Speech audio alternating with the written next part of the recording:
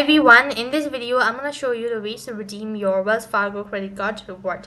So to redeem your Wells Fargo credit card reward, you just have to follow the steps. First thing, open up a browser. On the web address bar, type in connect.secure.wellsfargo.com/auth login reward. That is going to take you to the official page. So here what you have to do is, first thing, you need to go and log in into your account, and as you're logged in, that is going to take you to the home page. Next, what you have to do is you need to go ahead and visit the Wells Fargo ATM. Then you need to go ahead and press on redeem reward for purchase you've already made, or else you could also visit the Wells Fargo ATM and redeem in $20 increment with your Wells Fargo ATM or debit card. At the same time, you can also redeem your Wells Fargo reward to support disaster relief. You could also donate or help the American Red Cross program, or else you could also contact the customer care and let them know about this, and they'll look into your matter.